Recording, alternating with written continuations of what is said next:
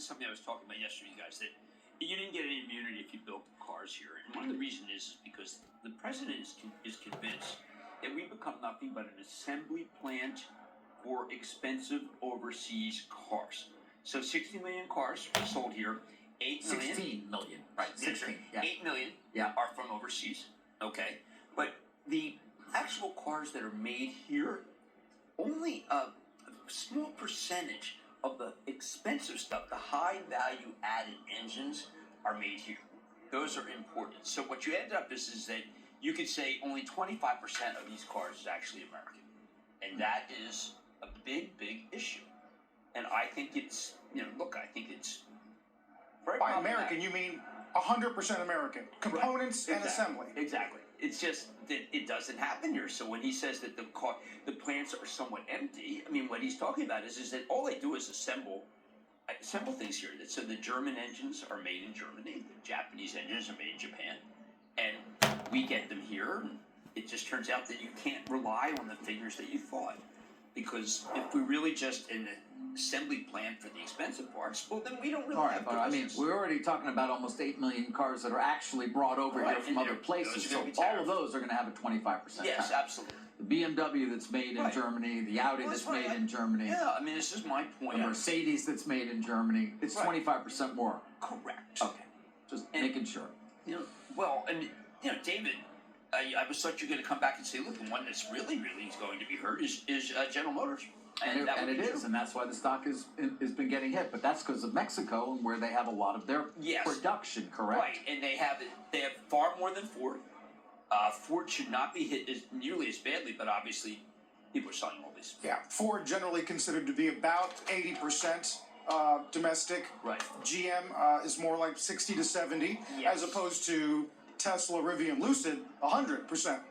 Well, I mean, I know that we have to, talk about Elon Musk and how, quote, badly he's hurt, but I think this is really, this just basically says, okay, listen, you don't get a free ride if you're from Japan, if you're from Germany, if you're from South Korea, just because you build plants here. Because we're tired of you making these kind of faux plants, so to speak, where the easiest stuff is done here, and we don't really require a lot of people. Now, I think what's very interesting is that this is a classic left-wing issue, in that this is the hard left UAW calling for this, and I think it's kind of intriguing that the president is agreeing with the hard left UAW. Oh yeah, UAW's come out with statements of support. Of course, they're arguing for high-paying jobs, which is going to make the end product a little more expensive, is it not? Exactly, yes it will, but you know how I feel about tariffs, David. I'm classically pro-union. I don't know what that means. No, I'm saying this is a very pro-union strategy. Right. So you are pro-tariffs, or you're not? I am pro-tariff, absolutely. You are pro-tariff. I hate free trade. I think it's been an embarrassment for our country. It's cost us fortunes. Everybody picks on us. There's just no end to it. And now my views don't really matter. Can we write that down though? I hate free trade. I hate free trade. Really, you hate it? I've hated free trade forever. You have? Yeah, I mean, you've been a beneficiary though of globalization and asset flows around the world. I have said, look, I am a big winner from it. Anybody in the service business has certainly been a beneficiary to a certain extent of free trade. You want to own the service companies because they're not going to be tariffed. Which is our economy, I've been saying, I know that you don't get that much chance to watch Mad Money, but I come out against free trade every single night. I think it's just an abomination. And these countries we've been a dumping ground for these countries, and it's time.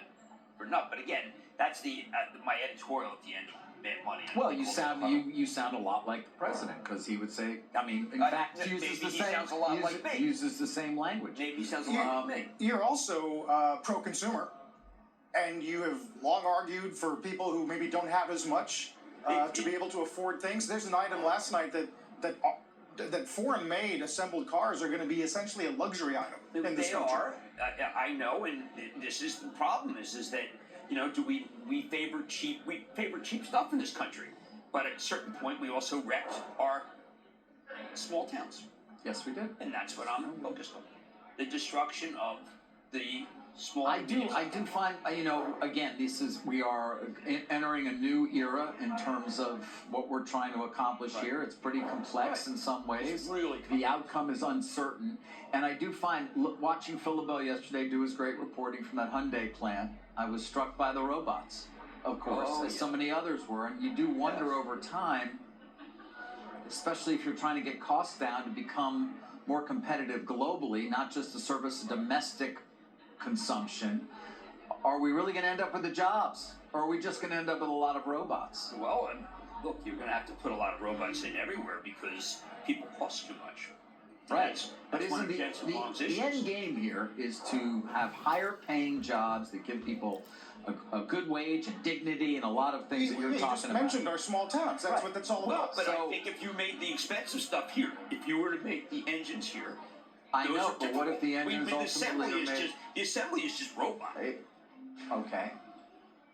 Right. I mean, there's a great piece in the FT this morning about China going through that same issue. They have lost manufacturing because of automation. Yeah, they have. I mean, look, I think that meanwhile, we're very close to having robots with digital twins that are made by NVIDIA and robots. You talk about it all the time, and how quickly that's coming. By the way, the other side, of course, it's never going to happen, but I just pointed out is we could all have $20,000 EVs made in China right now. Let them subsidize the hell out of our consumer, basically. That is the biggest issue of all, right? And we all get to buy automobiles, at 1/3 the cost. Well, look, I mean, I think that's the dilemma of Mexico. Mexico makes a huge number of cars, but they had that back door.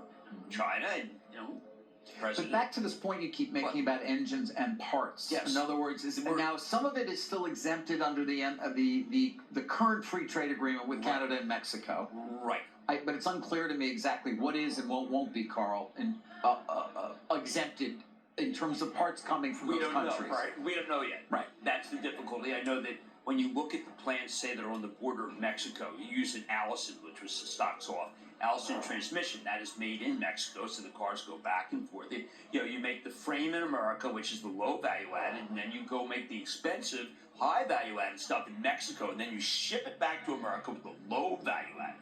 You want to read this line from Morgan Stanley's Adam Jonas this morning? The impacts are so potentially negative that we struggle to see how such measures can truly remain a permanent feature of the U.S. automotive landscape. Well, I know that if you were to come to the table and say, you know what, we're going to start making the high value added stuff in America. When's that going to start? 3 years? 5 years? If I were these countries, I would make it yesterday.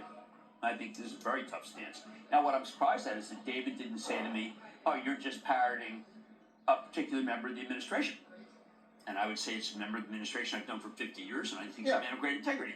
Even as he has, sorry. No, on this Peter issue. Navarro. I know, he's an old friend of yours. Was he a professor of yours at Harvard? Yeah. Although from Tufts. Yes, he's a Tufts undergrad, but Tufts. Yes. And then Peace Corps.